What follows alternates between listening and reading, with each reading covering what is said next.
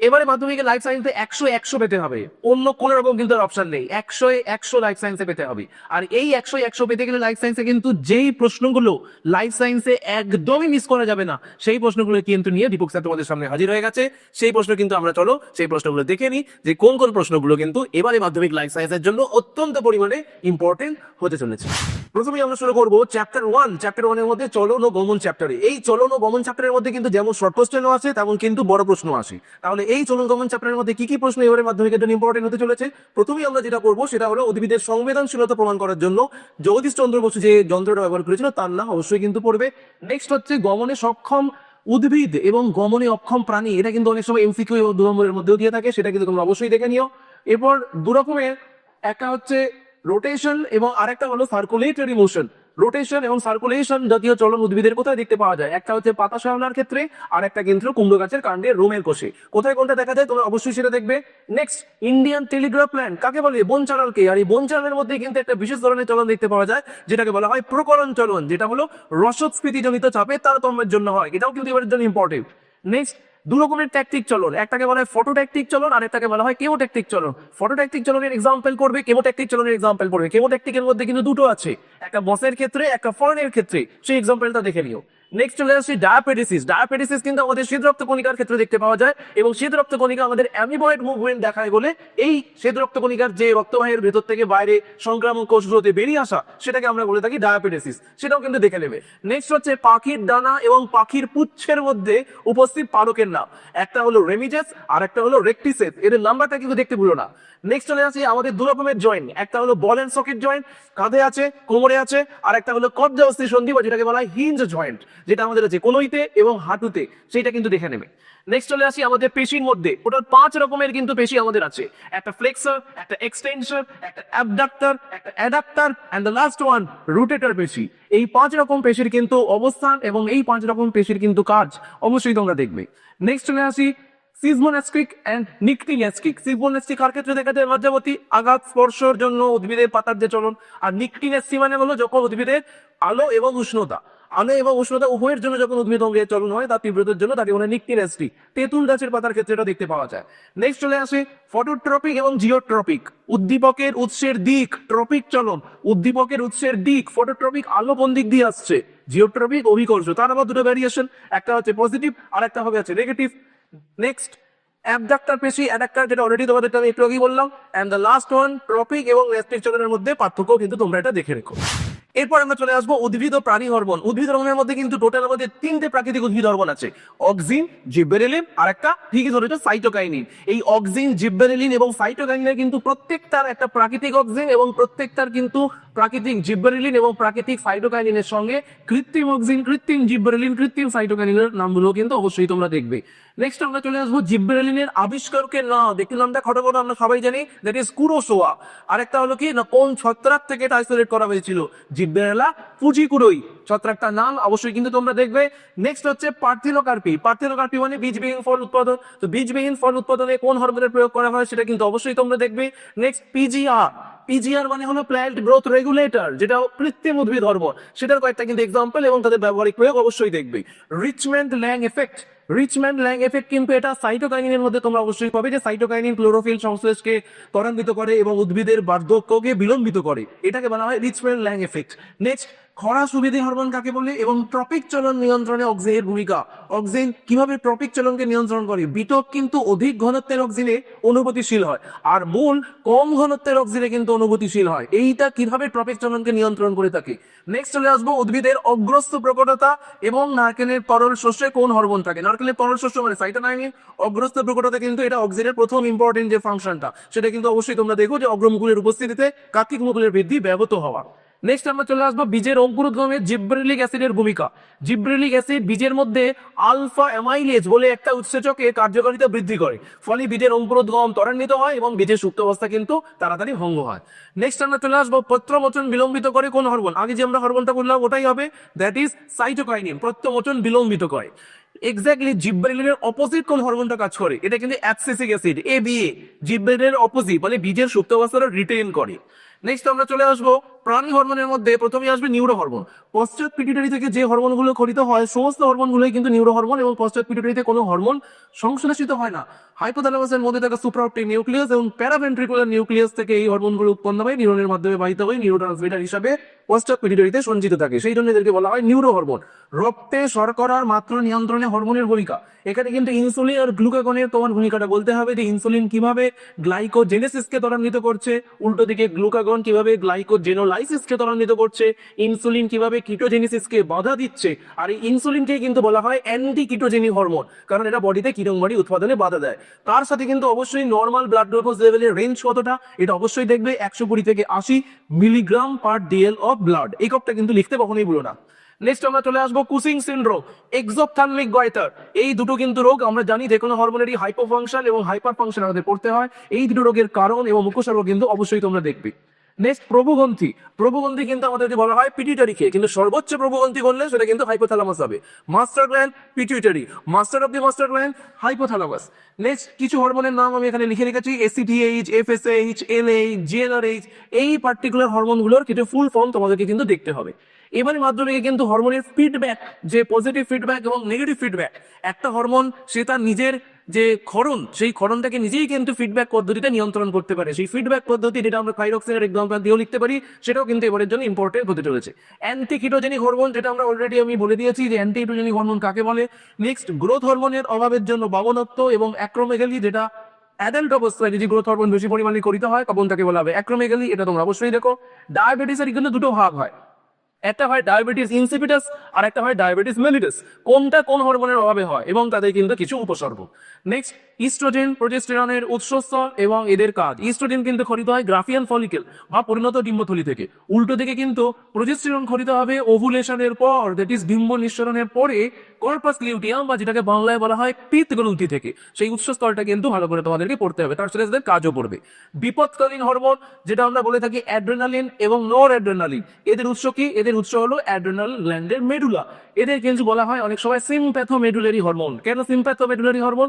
Sympathetic nervous সিস্টেমের ending যে neurotransmitter, সেটাও কিন্তু অ্যাড্রেনালিনই খরিত হয়, আর অ্যাড্রেনাল মেডুলা থেকে যে হরমোন সেটাও কিন্তু অ্যাড্রেনালিন। তাই সিম্প্যাথোমেডুলারি হরমোন যদি বলা হয় তাহলে কিন্তু সেটা হবে অ্যাড্রেনালিন, নর অ্যাড্রেনাল। এবার আমরা চলে আসি স্নায়ুতন্ত্র। যেই স্নায়ুতন্ত্র চ্যাপ্টারটা কিন্তু তোমরা অনেক সময় বেশ কঠিন তোমাদের মনে হয়ে থাকে, এবং এই স্নায়ুতন্ত্র থেকে কিন্তু প্রত্যেক বছর আঁকা আসে। কোন আঁকাটা এবারের মাধ্যমিকের জন্য ইম্পর্টেন্ট সেটা কিন্তু আমরা ভিডিওর শেষে আমি তোমাদেরকে বলবো। আমি টোটাল 5টা আঁকা বলবো, যেই 5টা আঁকার মধ্যে থেকে 2টো আঁকা এবারে মাধ্যমিকে আসছেই, তার গ্যারেন্টি আমার। তাহলে আর দেরি না করে আমরা শুরু করি। স্নায়ুতন্ত্রের মধ্যে কি কি প্রশ্ন এবারের জন্য ইম্পর্টেন্ট হতে চলেছে সেগুলো। প্রথমেই আমরা নিউরনের মধ্যে থেকে বেশ কিছু প্রশ্ন দেখবো, যেই নিউরনের মধ্যে থেকে প্রশ্নগুলো ইম্পর্টেন্ট। প্রথমেই আমরা দেখবো নিজেল দানা কাকে বলে এবং নিজেল দানা কোথায় দেখতে পাওয়া যায়, এর কাজ কি, নিউরন বিভাজিত হয় না কেন। নিজেল দানা কিন্তু একজনে দেখতে পাওয়া যায় না, নিজেল দানা দেখতে পাওয়া যায় একমাত্র কোষ দেহ এবং ডেনড্রনের মধ্যে। এটা অ্যাকচুয়ালি এক ধরনের রাইবোনিউক্লিয় প্রোটিন, যেটা নিউরোট্রান্সমিটার সংশ্লেষে সাহায্য করে। নিউরন বিভাজিত হয় না কেন? তোমরা সবাই জানো নিউরনের মধ্যে কিন্তু সেন্ট্রোজোম থাকে না, সেজন্য নিউরন চিরকাল G0 দশায় অতিবাহিত করে। নেক্সট চলে আসবো সোয়ান কোষ কি। যে সোয়ান কোষ আমরা মায়েলিন শিথের মধ্যে দেখতে পাই, সোয়ান কোষের কাজ হলো মায়েলিন শিথ উৎপন্ন করা। নেক্সট হচ্ছে রেনভিয়ারের পর্ব। রেনভিয়ারের পর্ব মানে দুটো মায়েলিন শিথের মধ্যবর্তী যে মায়েলিন শিথ বিহীন যে অঞ্চল, তাকে বলা হয় রেনভিয়ারের পর্ব। আর পরপর 3টে আবরণী যদি ভেতর দিক থেকে বাইরের দিকে আসে, প্রথমেই করবে হচ্ছে এক্সোলেমা, তারপরে করবে myelin sheath, and next the outermost covering of the axon, that is the neurolemma. যদি মায়েলিন শিথ না থাকে তাহলে দুটো হবে, একটা হবে এক্সোলেমা আর একটা হবে নিউরোলেমা। নেক্সট আমরা চলে আসবো মস্তিষ্কের আবরণের নাম। আমরা সবাই জানি মেনিনজেস। মেনিনজেসের 3টে স্তরের নাম পড়বে, ডিউরামেটার, অ্যারাকনয়েড, পিয়ামেটার। নেক্সট আমরা চলে আসি থোরাকো নাম্বার ডিভিশন, আরেকটাকে বলা হয় ক্রেনিওস্যাক্রাল।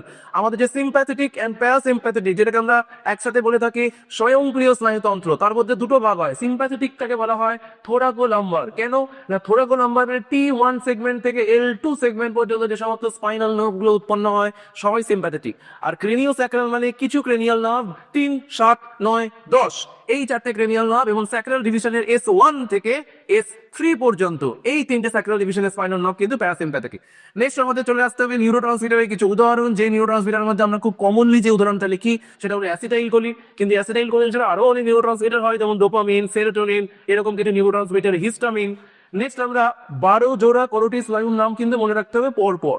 এই 12 জোড়া কোরোটিস স্নায়ুর নাম অলফ্যাক্টরি, অপটিক, অকিউলোমোটর, ট্রোক্লিয়ার, ট্রাইজেমিনাল, অ্যাবডোসেন, ফেশিয়াল, এরকম পর পর কিন্তু 12 জোড়া কোরোটিস স্নায়ুর নাম এবং তাদের প্রকৃতি সংজ্ঞাবহ না চেষ্টীয় না মিশ্র সেটা কিন্তু পরীক্ষায় আসতে পারে। আমরা মনে হয় এবারে 10 এবং 8 এই দুটো কোরোটিস স্নায়ু এবারে জিজ্ঞেস করতে পারে তাদের প্রকৃতি এবং সেই কোরোটিস স্নায়ুর নাম, কিন্তু বাকিগুলো কিন্তু তোমরা দেখেছি। নেক্সট আমরা চলে আসবো কর্পাস ক্যালোসাম এবং সুষুম্না শীর্ষ এবং তার সঙ্গে ভার্মিস। কর্পাস ক্যালোসাম আর ভার্মিস কি? কর্পাস ক্যালোসাম গুরু মস্তিষ্কে দুটো গোলার্ধের মধ্যে কানেক্ট করে, আর ভার্মিস হলো লঘু মস্তিষ্কে দুটো গোলার্ধের মধ্যে কানেক্ট করে। এছাড়াও পোন্স ও সুষুম্না শীর্ষক এবং মধ্য মস্তিষ্ক এদের কিন্তু কাজগুলো অবশ্যই পড়ো। গুরু মস্তিষ্ক আমাদের ব্রেনের সবচেয়ে লার্জেস্ট পার্ট। এই গুরু মস্তিষ্কের উপরের কভারটাকে বলা হয় সেরিব্রাল কর্টেক্স। এই কভারের মধ্যে আমরা দুটো কিন্তু জিনিস দেখতে পাই, একটাকে বলা হয় জাইরাস আর একটাকে বলা হয় সালকাস। জাইরাস মানে ভাঁজ আর সালকাস মানে হলো খাঁজ। এই জাইরাস ও গাইরাস কাকে বলে সেটাও কিন্তু তোমরা দেখে নিও। তার সাথে নিউরোগ্লিয়া, নিউরোগ্লিয়াকে বলা হয় আমাদের মস্তিষ্কের ধারক কোষ। এই নিউরোগ্লিয়া কিন্তু 3 রকমের হয় আকারের উপর ডিপেন্ড করে, একটা হচ্ছে অলিগোডেন্ড্রোগ্লিয়া, একটা হচ্ছে অ্যাস্ট্রোসাইট আর একটা মাইক্রোগ্লিয়া। এগুলো কিন্তু নাম তোমরা দেখবে। নেক্সট চলে আসে চোখের মধ্যে। আগের বছর আমরা জানি চোখের চিত্র এসে গেছিল, সেজন্য চোখের চিত্র কিন্তু এবছরে অতটা পরিমাণে ইম্পর্টেন্ট নয়, বাট চোখের মধ্যে থেকে কিন্তু নানা রকমের শর্ট কোশ্চেন এবং ডিটেলের প্রশ্নগুলো কিন্তু আসতে পারে। চোখের মধ্যে উপস্থিত বিভিন্ন আলোক সংবেদী কোষের নাম। রড কোষ, কোন কোষ? রড কোষের পরিমাণ বেশি থাকে, কোন কোষের পরিমাণ কম থাকে? রড কোষে রোডপসিন, কোন কোষে আয়োডপসিন? রড কোষ মৃদু আলো, কোন কোষ উজ্জ্বল আলোকে সাহায্য করে? এছাড়াও আমাদেরকে যেটা পড়তে হবে চোখের মধ্যে থেকে এক নেত্র দৃষ্টি এবং দ্বিনেত্র দৃষ্টি। অশ্রুর মধ্যে কোন উৎসেচক থাকে? ইমিউনোগ্লোবিউলিন এ। নেক্সট হচ্ছে আমাদেরকে পড়তে হবে কাছের বস্তু এবং দূরের বস্তু দেখার জন্য চোখের লেন্সের যে উপযোজনটা হয়। কাছের বস্তুর ক্ষেত্রে কিন্তু আমরা ডাইভার্জেন্ট লাইট রেস চোখের ক্ষেত্রে আসে, তাহলে তখন কিন্তু লেন্সের ফোকাস দৈর্ঘ্য কমাতে হবে। আর দূরের বস্তুর ক্ষেত্রে লাইট রেস গুলো কিন্তু প্যারালাল লাইট রেস, তখন কিন্তু লেন্সের ফোকাস দৈর্ঘ্য বাড়াতে হবে। তো সেই লেন্সের ফোকাস দৈর্ঘ্য বাড়ানো কমানো সেটা সিলিয়ারি বডি এবং সাসপেন্সরি লিগামেন্টের মাধ্যমে কি করে সম্পন্ন হয় সেটা অবশ্যই তোমরা দেখবে। নেক্সট আমরা চলে আসবো ফোবিয়া সেন্ট্রালিস, ব্লাইন্ড স্পট। এগুলো বলতে আমরা কি বুঝি? ব্লাইন্ড স্পট, ফোবিয়া সেন্ট্রালিস ডেফিনেটলি তোমরা পড়বে, বা ফোবিয়া সেন্ট্রালিসে কিন্তু আমরা ইয়েলো স্পটও বলে থাকি, পিতবিন্দু অনেক সময় বলা হয়ে থাকে। নেক্সট হচ্ছে myopia, hypermetropia, presbyopia, astigmatism. Total 4টে চোখের ক্ষেত্রে প্রেসবায়োপিয়া, অ্যাস্টিগম্যাটিজম, মায়োপিয়া, হাইপারমেট্রোপিয়া। এই 4টে চোখের রোগের কারণ, এর প্রতিকার অবশ্যই দেখবে। এটা কিন্তু এমসিকিউ এবং গ্রুপ বি এবং গ্রুপ সি তেও কিন্তু আসতে পারে। আমরা নেক্সট লাস্টের দিকে চলে আসবো প্রতিবর্ত ক্রিয়া। এই প্রতিবর্ত ক্রিয়া দুটো কিন্তু টাইপস, একটা অর্জিত এবং আরেকটা হলো সহজাত প্রতিবর্ত ক্রিয়া। এবং প্রতিবর্ত চাপের যে স্নায়ু পোস্টটা পরপর যে আমরা অ্যারো দিয়ে ফ্লো চার্ট দিয়ে লিখে থাকি বইতেও কিন্তু এরকম একটা আছে, সেটা কিন্তু তোমরা অবশ্যই। এবার আমরা চলে আসি জীবনের প্রবাহমানতা মানে লাইফ সায়েন্সের সেকেন্ড চ্যাপ্টার, যেখানে কিন্তু জিন, ক্রোমোসোম, কোষ বিভাজন এবং তার সঙ্গে জনন, এই টোটাল 4টি পার্ট একসঙ্গে একটা চ্যাপ্টারের মধ্যে প্রেজেন্ট আছে। তাহলে এখান থেকে আমাদের কোন কোন প্রশ্নগুলো এবারে জন্য ইম্পর্টেন্ট হতে চলেছে? প্রথমেই হচ্ছে জিন কাকে বলে এবং জিন, ক্রোমোসোম, ডিএনএ এর মধ্যে কি আন্তঃসম্পর্ক। আমরা জানি ডিএনএ এর মধ্যে একটা ছোট্ট সেগমেন্ট হলো জিন, এবং একটা ডিএনএ এর মধ্যে এরকম অসংখ্য জিন থাকতে পারে। একটা ডিএনএর মধ্যে এরকম প্রায় কয়েক হাজার হাজার জিন থাকতে পারে। এই ডিএনএটা করে পরবর্তীকালে হিস্টোন প্রোটিনকে পেঁচিয়ে ক্রোমোসোম গঠন করে। তো এই জিন, ডিএনএ এবং ক্রোমোসোমের মধ্যে আন্তঃসম্পর্কগুলো তোমরা অবশ্যই দেখবে। অটোজোম এবং অ্যালোজোম। অ্যালোজোম মানে আমাদের সেক্স ক্রোমোসোম, অটোজোমের সংখ্যা, অ্যালোজোমের সংখ্যা। এটা কিন্তু পরীক্ষায় দেয়, দেখে করবে দেহকোষের মধ্যে বলছে না গ্যামেটের মধ্যে বলছে। দেহকোষের মধ্যে বললে কিন্তু 44 অটোজোম, এক জোড়া সেক্স ক্রোমোসোম। গ্যামেটের মধ্যে বললে কিন্তু 22টি অটোজোম, একটি সেক্স ক্রোমোসোম বা একটি অ্যালোজোম। নেক্সট চলে আসি ক্রোমোসোমের মধ্যে উপস্থিত 2 প্রকার প্রোটিনের নাম ও তাদের মধ্যে উপস্থিত অ্যামাইনো অ্যাসিড। 2 রকমের প্রোটিন আমরা জানি থাকে, একটা হলো হিস্টোন প্রোটিন, একটা হলো নন হিস্টোন প্রোটিন। হিস্টোন প্রোটিনের পরিমাণ বেশি এবং এই হিস্টোন প্রোটিনের মধ্যে ক্ষারীয় অ্যামাইনো অ্যাসিডের পরিমাণ বেশি থাকে, যার মধ্যে কি কি? টোটাল 3টে অ্যামাইনো অ্যাসিড ক্ষারীয়, আর্জিনিন, হিস্টিডিন, লাইসিন। আর উল্টো দিকে যেটা আম্লিক প্রোটিন, যেটাকে আমরা বলে থাকি স্ক্যাফোল্ড প্রোটিন, সেই স্ক্যাফোল্ড প্রোটিনের মধ্যে কিন্তু আম্লিক অ্যামাইনো অ্যাসিডের পরিমাণ বেশি, টাইরোসিন এবং ট্রিপ্টোফ্যান। নেক্সট আমরা চলে আসবো ক্রোমোসোমের গঠনের মধ্যে কাইনেটোকোর, স্যাট ক্রোমোসোম এবং ক্রোমোমিয়ার। কাইনেটোকোর মানে হলো ক্রোমোসোমের মধ্যে যখন ক্রোমোসোমটা ক্রোমাটিন সূত্র হিসেবে বর্তমান থাকে, তখন কিছু পুঁথির মতো হচ্ছে গঠন আমরা দেখতে পাই, যেগুলো অ্যাকচুয়ালি হিস্টোন প্রোটিনকে পেঁচিয়ে যে নিউক্লিওজোম যে স্ট্রাকচারটা, সেটাকে আমরা বলে থাকি ক্রোমোমিয়ার। এবং এই ক্রোমোমিয়ারের পর যখন দুটো ক্রোমোসোম মানে একটা ক্রোমোসোমের যে দুটো সিস্টার ক্রোমাটিড, সেই সিস্টার ক্রোমাটিডটা যখন সেন্ট্রোমিয়ার অঞ্চলে যুক্ত থাকে, সেই সেন্ট্রোমিয়ার অঞ্চলে যে প্লেট সদৃশ অংশটা, সেটাকে আমরা বলে থাকি কাইনেটোকোর। যাদের স্যাটেলাইট থাকে স্যাট ক্রোমোসোম, আর ক্রোমোমিয়ারটা আমি বলেই দিলাম। নেক্সট চলে আসি ডিএনএ ও আরএনএ এর মধ্যে পার্থক্য। ডিএনএ আরএনএ এর মধ্যে পার্থক্যের মধ্যে কিন্তু নাইট্রোজেন বেসে পার্থক্য বলবে, কোনটায় ডিঅক্সিরাইবোজ সুগার, কোনটায় অনলি রাইবোজ সুগার, এবং কার সঙ্গে বলো কোনটা দ্বিতন্ত্রী, কোনটা একতন্ত্রী, কোনটা বংশগতির ধারকবাহক, কোনটা প্রোটিন সংশ্লেষের সংকেত বহন করে। মিওসিসকে রাস বিভাজন বলা হয় কেন? মিওসিসকে রাস বিভাজন বলা হয় এই কারণে, মিওসিসের দুটো পার্ট আছে, meiosis one, meiosis two. Meiosis one কে কিন্তু রাস বিভাজন বলা হয়, মিওসিস টু কে কিন্তু রাস বিভাজন বলা হয় না, কারণ মিওসিস টু সম বিভাজন, এন থেকে এনই হয়। মিওসিস ওয়ান কে রাস বিভাজন বলা হয় কারণ 2n থেকে n হয়। এবার এখানে একটা প্রশ্ন দিয়েছি, যেই প্রশ্নটা কিন্তু বেশিরভাগ স্টুডেন্টই করতে পারে না। সেটা কি না, এই যে বলা হয়েছে 64টি কোষ উৎপন্ন করতে গেলে একটি কোষকে কতবার মিওসিস করতে হবে, এইরকম প্রশ্ন কিন্তু মাইটোসিস দিয়ে আসতে পারে। যদি মিওসিস দিয়ে আসে তখন এর উত্তরটা হলো 4n is equal to 64. Now you have to find out the value of L. So in order to do so তোমাকে এটার লসাগু করতে হবে, এবং সেই লসাগুটা 4 দিয়েই করতে হবে, অন্য কিছু দিয়ে করা যাবে না। 4 দিয়েই বারবার যদি তুমি লসাগু করো তাহলে তুমি দেখতে পাবে তুমি কটা 4 পাচ্ছ, তুমি 3টে 4 পাচ্ছ। তার মানে কতবার মিওসিস করতে হবে? 3বার মিওসিস করতে হবে। একই রকম ভাবে যদি প্রশ্ন এটা আসতো মাইটোসিস কভার করতে হবে, তখন ফর্মুলা হতো 2n is equal to 64। তখন এটাকে 2 দিয়ে লসাগু করতে করতে যেতে হতো, যে 2 দিয়ে লসাগু করলে আমার যত হবে, কত হচ্ছে মানে যতগুলো 2 পাবো, দ্য নাম্বার অফ 2, যতগুলো আমরা পাবো, এরকম ভাবে আমাকে 2 দিয়েই কিন্তু করতে করতে যেতে হবে। মানে কতগুলো 2 পাচ্ছি? 1 2 3 4 5 6, তাহলে আমাদের কিন্তু 6বার মাইটোসিস করতে হবে। এইটা কিন্তু দেখে নেয়, এরকম কিন্তু প্রশ্ন দেয়। নেক্সট চলে আসি কোষ চক্রের সবচেয়ে দীর্ঘস্থায়ী দশা। এই দীর্ঘস্থায়ী দশাকে স্টুডেন্টসের কনফিউশন। কোষ চক্রের দীর্ঘস্থায়ী দশা বললে ইন্টারফেজ, কিন্তু যদি মাইটোটিক ফেজের মধ্যে দীর্ঘস্থায়ী দশা বলা হয় তাহলে তখন কিন্তু হবে প্রোফেজ। ক্ষণস্থায়ী দশা বললে সেটা হবে কিন্তু অ্যানাফেজ। মাইটোটিক ফেজের ক্ষেত্রে কোষ চক্রের মধ্যে দীর্ঘস্থায়ী দশা হবে ইন্টারফেজ, ক্ষণস্থায়ী দশা এমফেজ। নেক্সট আমরা চলে আসি মেটাফেজ দশার প্রধান 3টি বৈশিষ্ট্য। মেটাফেজ দশার প্রধান 3টে বৈশিষ্ট্য তোমরা জানো। মেটাফেজ দশায় হচ্ছে আমাদের কোষের বিষু বন্টনে ক্রোমোজোমগুলো বর্তমান থাকে, উভয় দিক থেকে হচ্ছে যে ক্রোমোজোমের তন্তু সেটা ক্রোমোজোমের কাইনেটোকরে যুক্ত থাকে, এরকম বৈশিষ্ট্যগুলো তোমরা অবশ্যই দেখে নেবে। আর ক্রোমোজোম সংখ্যা গোনার জন্য কিন্তু এই মেটাফেজটাই আদর্শ দশা, কিন্তু ক্রোমোজোম সংখ্যার আকার বোঝার জন্য কিন্তু বলো তো কোনটা থেকে আদর্শ দশা, অবশ্যই কিন্তু কমেন্ট সেকশনে লিখো। নেক্সট চলে আসি উদ্ভিদ ও প্রাণীর মাইটোসিসের মধ্যে দুটি পার্থক্য। উদ্ভিদের মাইটোসিস তো হয় সেল প্লেট গঠনের মাধ্যমে, কোষপাত। প্রাণীর মাইটোসিস কিসের মাধ্যমে হয়, লিখে কিন্তু অবশ্যই জানাবে কমেন্ট সেকশনে। আর উদ্ভিদ কোষের ক্ষেত্রে কিন্তু বেন স্পেন্ডেল তৈরি করার জন্য সেন্ট্রোজোম নেই, তাহলে উদ্ভিদ কোষের ক্ষেত্রে বেন স্পেন্ডেলটা কে তৈরি করে, অবশ্যই কিন্তু এটাও লিখে জানিও। নেক্সট চলে আসি সিনোসাইট আর সিনসাইটিয়াম। সিনোসাইট মানে হলো একাধিক নিউক্লিয়াস যুক্ত উদ্ভিদ কোষ, আর সিনসাইটিয়াম মানে একাধিক নিউক্লিয়াস যুক্ত প্রাণী কোষ। এর এক্সাম্পলটা কি হবে কমেন্ট সেকশনে অবশ্যই কিন্তু লিখো তোমরা। এরপরে চলে আসি আর কি কি প্রশ্নগুলো এই সেকেন্ড চ্যাপ্টার থেকে তোমাদের জন্য ইম্পর্টেন্ট হবে। প্রথমেই আমরা চলে আসবো, আমরা জানি উদ্ভিদের জননের মধ্যে 3 রকমের জনন হয়। একটাকে বলা হয় অঙ্গজ জনন, একটা হলো অযৌগ জনন, একটা হলো যৌগ জনন। অঙ্গজ জননের মধ্যে কিন্তু আমাদের বইয়ের মধ্যে ভাগ করে দেওয়া ছিল, আমরা জানি দেখেছি যে বিভাজন, দ্বিবিভাজন, নেক্সট হচ্ছে খণ্ডীভবন, তারপর হচ্ছে পুনরুৎপাদন, রেণু উৎপাদন। এই রেণু উৎপাদনের মধ্যে থেকে কিন্তু 2 রকমের রেণু আমাদের দেখতে পাওয়া যায়, একটা হলো চল রেণু আর একটা হলো অচল রেণু। এটা কাদের ক্ষেত্রে দেখতে পাওয়া যায় এটা কিন্তু তোমরা অবশ্যই দেখো।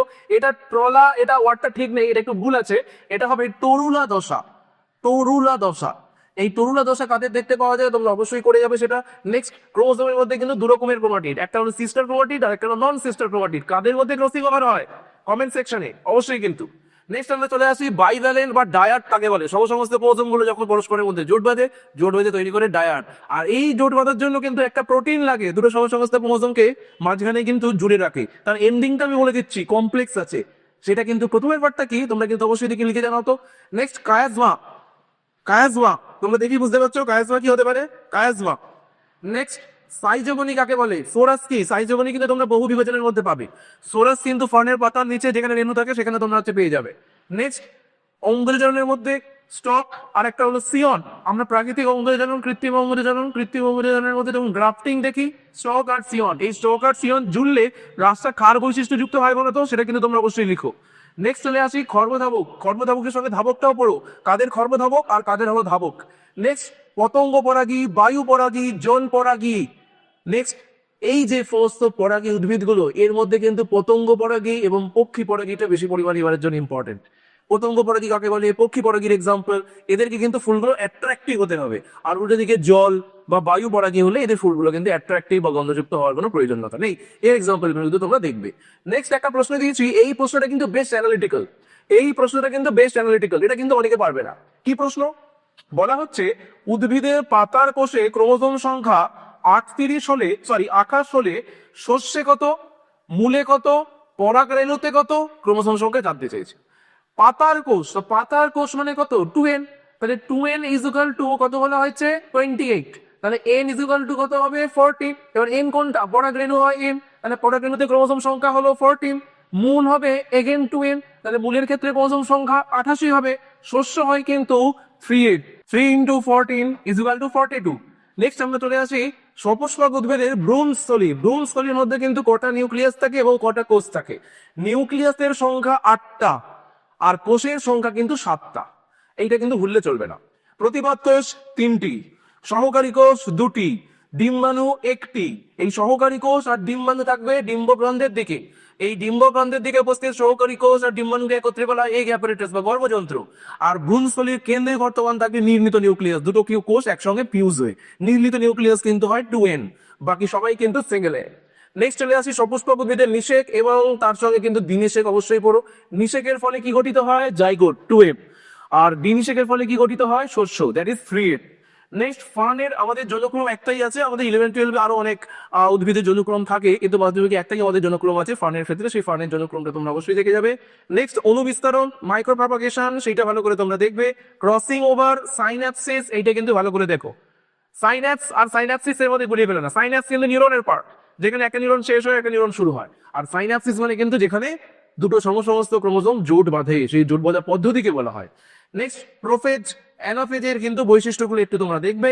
Euchromatin, heterochromatin. ইউক্রোমাটিন হালকা বর্ণে রঞ্জিত হয়, হেটেরোক্রোমাটিন গাঢ় বর্ণে রঞ্জিত হয়। দেন ক্রোমোসোমের মধ্যে উপস্থিত যে সেন্ট্রোমিয়ার, তার অবস্থান অনুযায়ী শ্রেণীবিভাগ, মেটাসেন্ট্রিক, সাবমেটাসেন্ট্রিক, অ্যাক্রোসেন্ট্রিক, এটা একটু তোমরা দেখে নেবে। নেক্সট লাস্ট মাইটোসিস এবং মিওসিসের মধ্যে পার্থক্য। মিওসিসের তাৎপর্য বলুন। মিওসিসের তাৎপর্যের মধ্যে মেন 3টি: গ্যামেট উৎপাদন, প্রজাতির মধ্যে ক্রোমোসোম সংখ্যা ধ্রুবক রাখা, আরেকটা কি কমেন্ট সেকশনে লিখে জানিও, আমি কিন্তু দুটো বলে দিলাম। বংশগতি থেকে কিন্তু অঙ্ক আসবেই, মানে আসবেই, তোমরা ঠিকই শুনতে পাচ্ছ, বংশগতি লাইফ সায়েন্সের চ্যাপ্টার থেকে অঙ্ক আসবে। কিরকমের অঙ্ক আসবে চলো আমরা দেখে নিই। তাহলে প্রথমে আমরা দেখে নিই যে বংশগতির মধ্যে প্রথমে যে থিওরি পার্টটা আছে সেখান থেকে কি কি প্রশ্ন আসতে পারে। প্রথমে আমরা দেখো মেন্ডেলের দুটো সূত্র। একটা সূত্র হলো মেন্ডেলের এক সংখ্যক থেকে আমরা পাই, যেটাকে বলা হয় পৃথক বহনের সূত্র। আরেকটা হলো দ্বিসংখ্যক থেকে আমরা যেটা পাই স্বাধীন বিন্যাসের সূত্র বা স্বাধীন সঞ্চারণের সূত্র। সেটা কিন্তু তোমরা অবশ্যই পড়ে যাবে। মেন্ডেলের এক সংখ্যক জননের ব্যতিক্রম, অসম্পূর্ণ প্রকটতা, যেখানে প্রকট বৈশিষ্ট্য প্রচ্ছন্ন বৈশিষ্ট্য মিশে যায়, এবং ফিনোটাইপিক অনুপাত জিনোটাইপিক অনুপাত একই রকমের হয়। এটা কাদের ক্ষেত্রে দেখা যায় অবশ্যই তোমরা সেটা দেখে নেবে। ফিনোটাইপিক, জিনোটাইপ কাকে বলে? ফিনোটাইপ মানে বাহ্যিক প্রকাশ, জিনোটাইপ মানে হলো জিনের বিন্যাস। সেটা কিন্তু সংজ্ঞাটা তোমরা ভালো করে রেডি করো। প্রকট বৈশিষ্ট্য প্রচ্ছন্ন, এটা বেশিরভাগ স্টুডেন্টই ভুল লেখে। হ্যাঁ, কোশ্চেনটা খুব কমন কিন্তু ভুল লেখে, তাদের কনসেপ্ট ক্লিয়ার নেই। প্রকট মানে হলো যেই বৈশিষ্ট্যটা প্রকাশ করার জন্য একটা মাত্র অ্যালিলের উপস্থিতি হলেই হবে। মানে প্রকট বৈশিষ্ট্য হোমোজাইগাসেও প্রকাশিত হবে, হেটেরোজাইগাসেও প্রকাশিত হবে, কিন্তু প্রচ্ছন্ন বৈশিষ্ট্য প্রকাশ পাওয়ার জন্য কিন্তু দুটো সমপ্রজাতির অ্যালিল বা সমপ্রকৃতির অ্যালিলের প্রয়োজন হবে। তাই প্রচ্ছন্ন কেবল হোমোজাইগাসে প্রকাশিত হয়।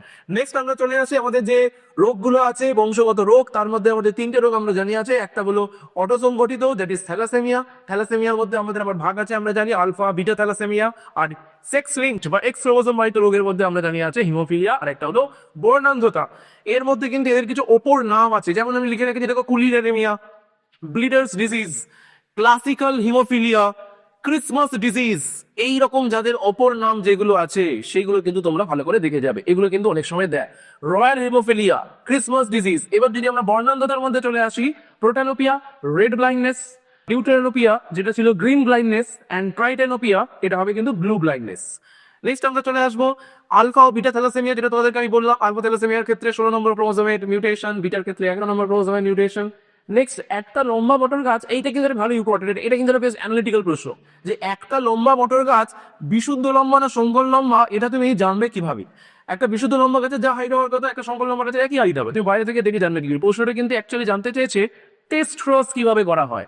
টেস্ট ক্রসের মাধ্যমে কিন্তু আমরা জানতে পারি একটা অজানা জিনোটাইপ যুক্ত গাছের জিনোটাইপ। টেস্ট ক্রসে কিন্তু আবার 2 রকমের অনুপাত হয়, এক সংকরের 1:1, দ্বিসংকরের 1:1:1:1:1।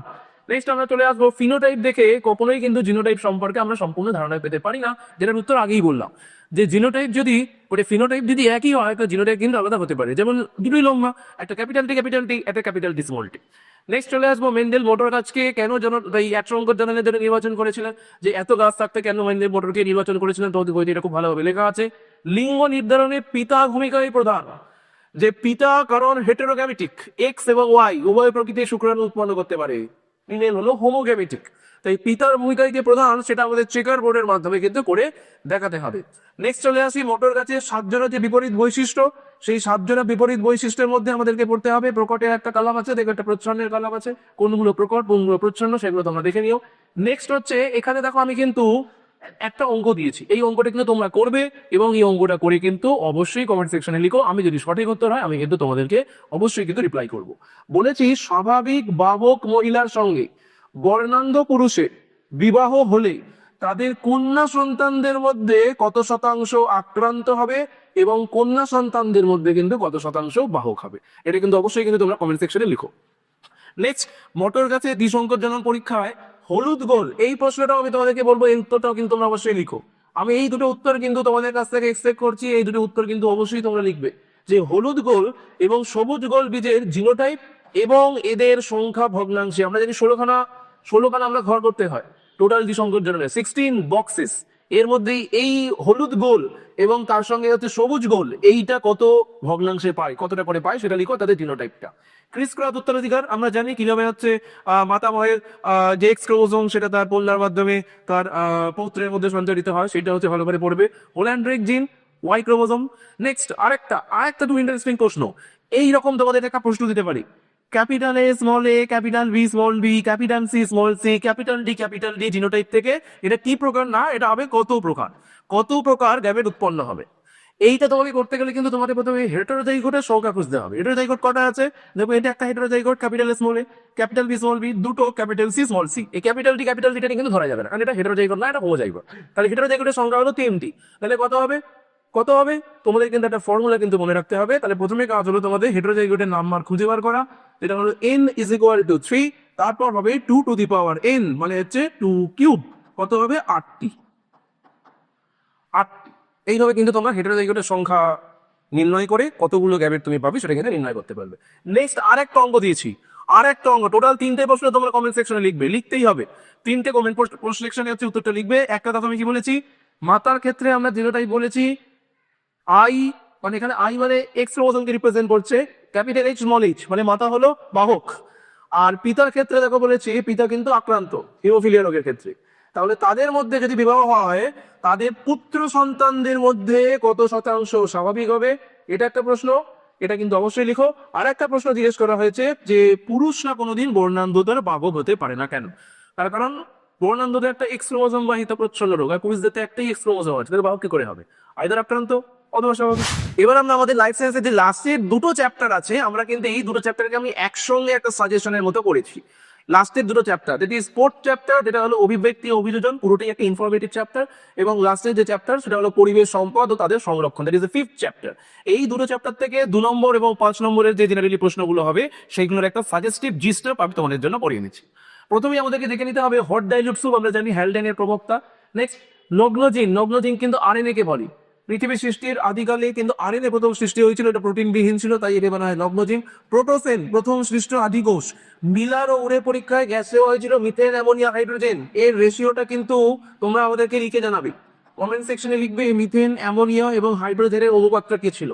নেক্সট চলে আসি ল্যামার্ক ও ডারউইনের লেখা বইয়ের নাম। ল্যামার্কের লেখা বই ফিলোসফি জুলজি, আর ডারউইনের লেখা বই কমেন্ট সেকশনে অবশ্যই লিখবে।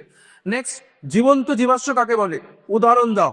জীবন্ত জীবাশ্ম তোমরা অবশ্যই পড়েছো, যে যাদের অনেক আগে সৃষ্টি হয়েছিল এবং যাদের সমসাময়িক জীবেরা এখন আর বর্তমানে অস্তিত্ব নেই, কিন্তু তারা বর্তমানে এখনো টিকে আছে।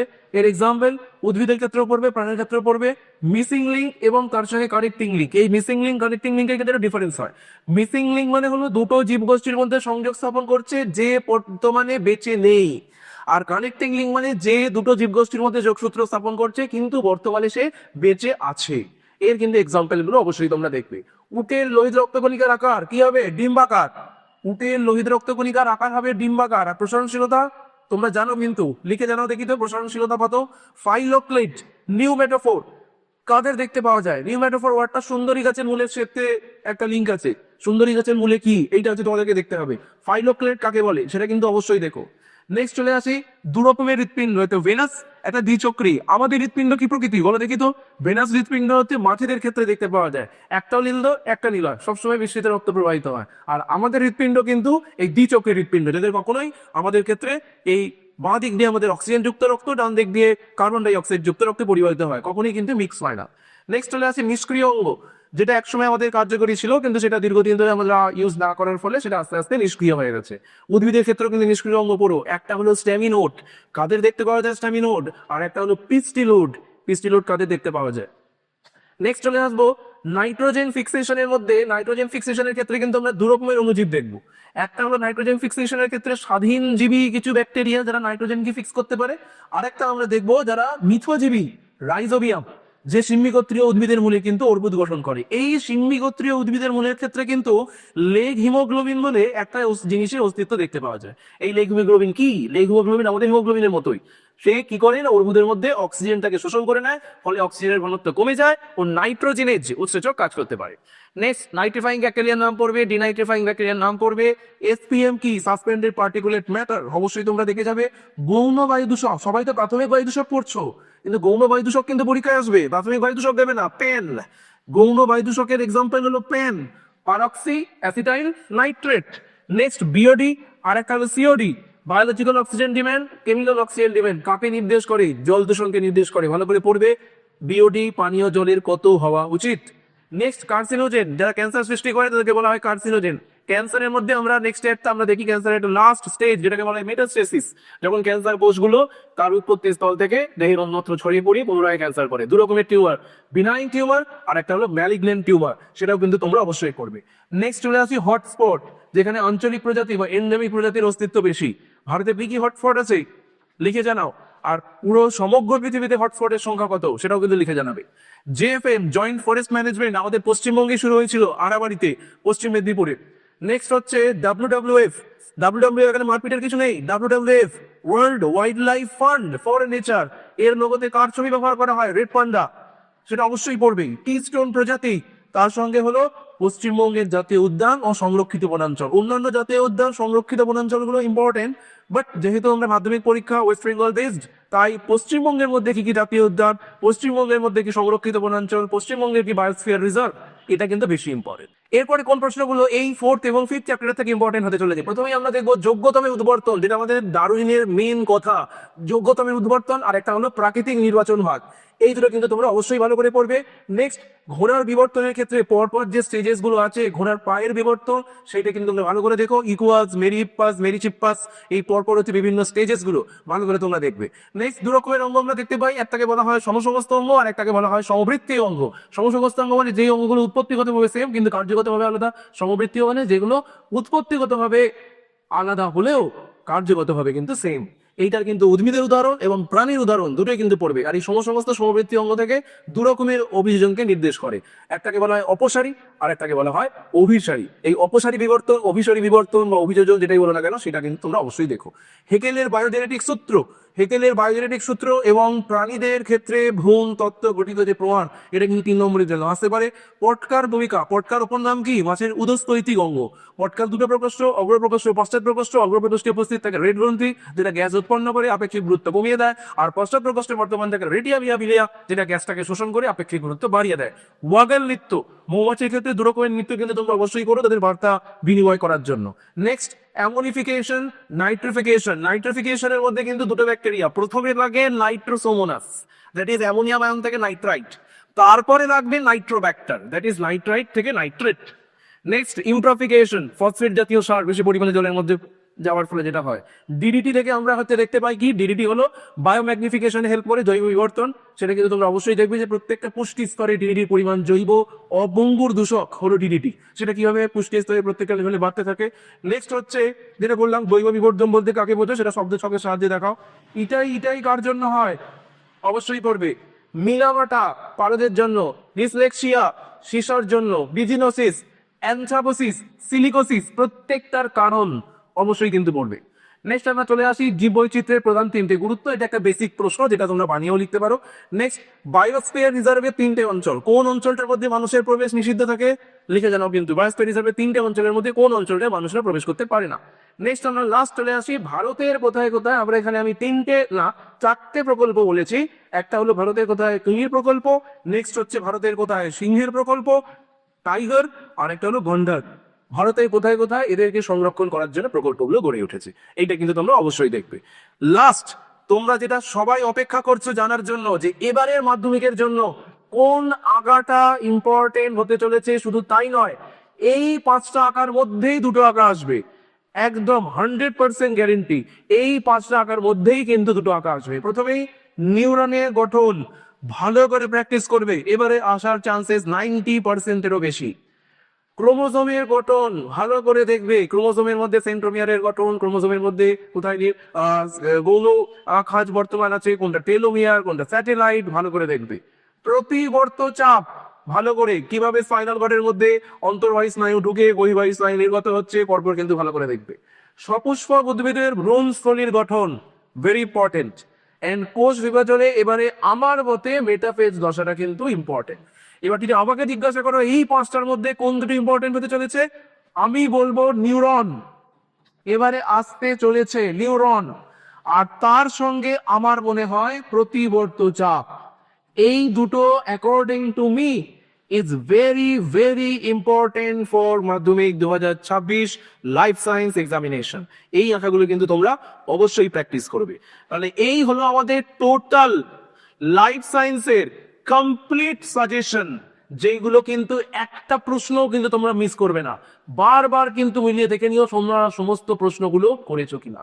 সবাইকে অল দ্য বেস্ট, খুব ভালো করে মাধ্যমিক দিও, এবং পরীক্ষার পরে কিন্তু অবশ্যই ভিডিওতে জানিও কোনগুলো তোমরা কমন পেলে। টাটা।